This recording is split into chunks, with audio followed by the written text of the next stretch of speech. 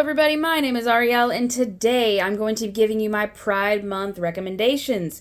You can read them in the month of June or any time because it's your life and you can do what you want when you want as long as it's not against the law or hurts anyone or yourself. But anyway, let's start out with The Secrets of Heartwood Hall by Katie Lumsden.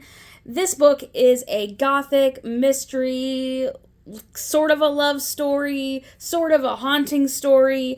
You have our main character, Margaret, who is a very young widow in the Victorian times. She's not only a widow, but she's her past with her husband is just it's something. And she finds herself at this grand house caring for a young boy as his governess, caring for him, teaching him. But this is not like any other home she's ever worked in. There is a very large house with a very small staff. The townspeople do not like the home. They think it's haunted, and it very may well be. I suggest picking this up. This is not a book that you should sit on. You should pick it up right now. The next book on the list is The Lakeside Cemetery by Jessica Haas.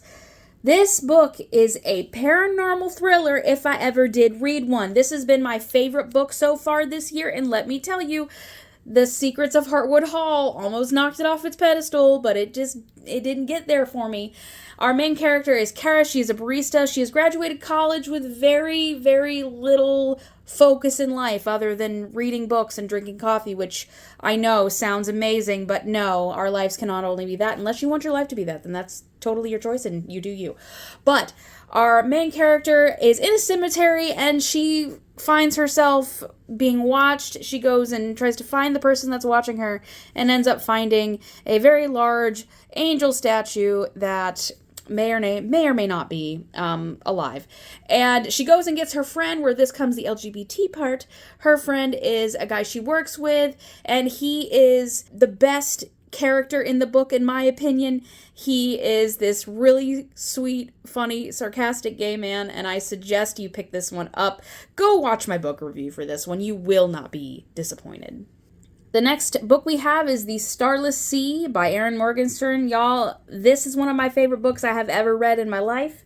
You're going to follow Zachary Ezra Rollins, a graduate student, and he is walking around campus waiting for the school year or term to start. So he's in what's called J-term, and he goes to the library trying to find something to read, and he comes across a book called Sweet Sorrows. It has a title but no author and no barcode, so he doesn't know how to check it out. So what does he do? He takes it. He takes it back to his room and starts reading it.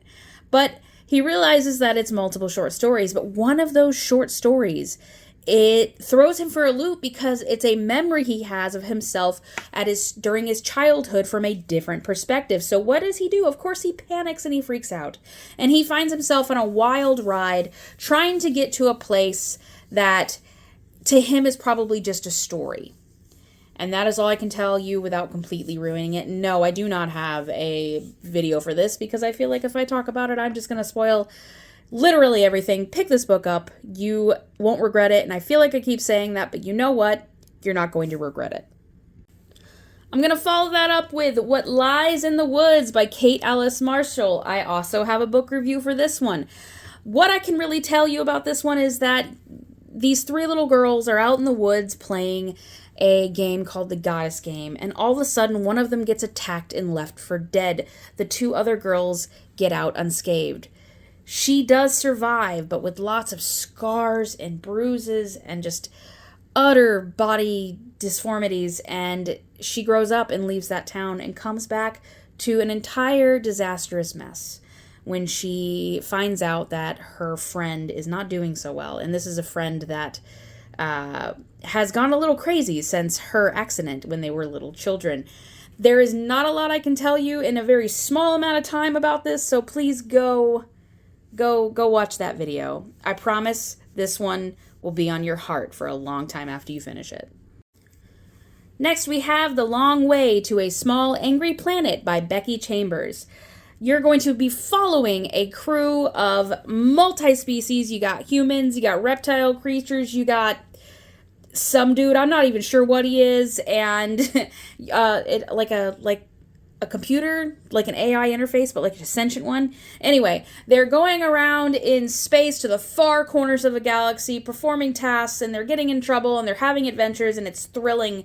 But there's also a sense of found family and found relationships in places that they wouldn't think they would have found these relationships.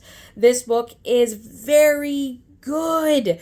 I do not have a book review for it because it's one of those books that I'm not really sure how to talk about without completely spoiling. This is as far as I've gotten, but I found myself feeling comfortable and comforted while also being on the edge of my seat for the entire book. And there are multiple books after this, so I would suggest checking those out as well. And that is it for our more mature audience rated books. And now I'm going to get on to some stuff for you and your kids. The first book I want to talk about was Twas the Night Before Pride by Joanna McClintic. I am so sorry. This book is about a family celebrating pride, a queer family celebrating pride, and this little kid talking about pride, and it talks about Stonewall and why we march and why we're proud, and this book makes me so happy. I actually cried in the middle of the bookstore when I read it because I felt so happy that so many kids, an entire generation of children, are going to grow up with this bit of history told in such a warm, happy way, and I'm so excited. Our young main character is talking about how their family is going to go celebrate Pride with their two moms and their baby sibling, and they talk about just, it's so much warmth and it's so much happiness, and I love it. I love it so very much. The next book and the final book that I'm going to talk about is for a slightly older child audience, and it's called The Strangeworld's Travel Agency by L.D. Lipskinsey. I'm really bad with last names, y'all. I am so sorry.